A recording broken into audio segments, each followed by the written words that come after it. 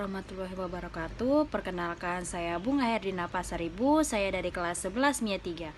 Di sini saya ingin menjelaskan tentang sistem dan dinamika demokrasi Pancasila. Yang A. Hakikat demokrasi. 1. Makna demokrasi.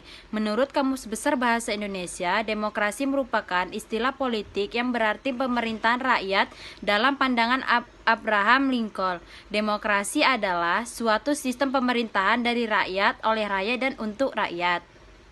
Artinya, rakyat dengan serta-merta mempunyai kebebasan untuk melakukan semua aktivitas kehidupan termasuk aktivitas politik tanpa adanya tekanan dari pihak manapun.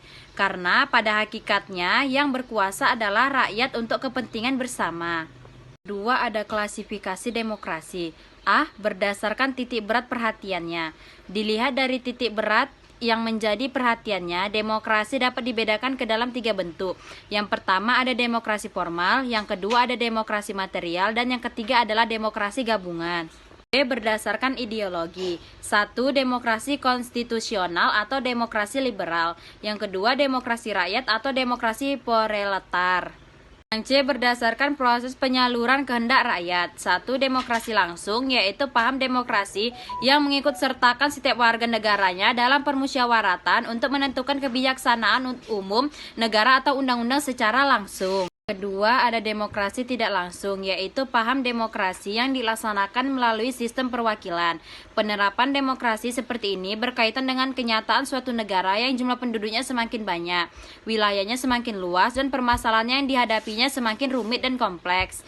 Demokrasi tidak langsung atau demokrasi perwakilan biasanya dilaksanakan melalui pemilihan umum. 3. Prinsip-prinsip demokrasi. 1. Menyelesaikan perselisihan dengan damai dan secara lembaga. 2. Menjamin terselenggaranya perubahan secara damai dalam suatu masyarakat yang sedang berubah.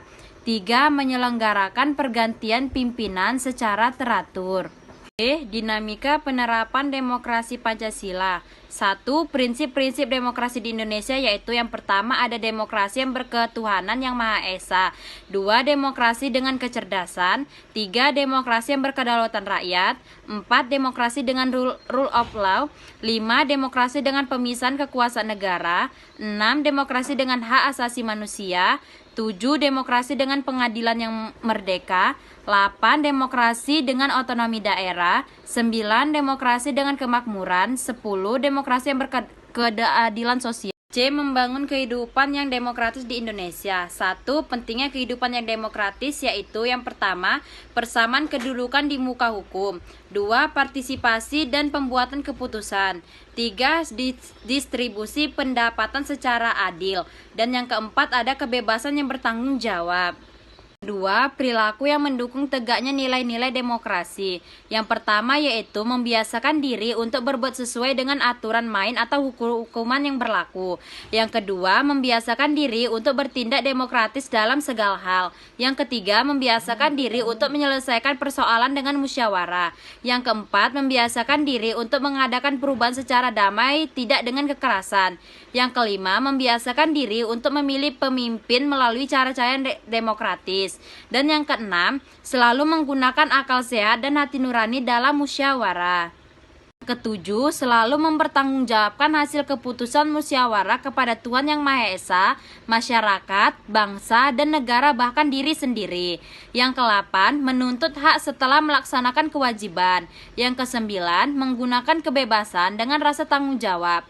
Yang ke-10, menghormati hak orang lain dalam menyampaikan pendapat. Yang ke-11, membiasakan diri memberikan kritik yang bersifat membangun.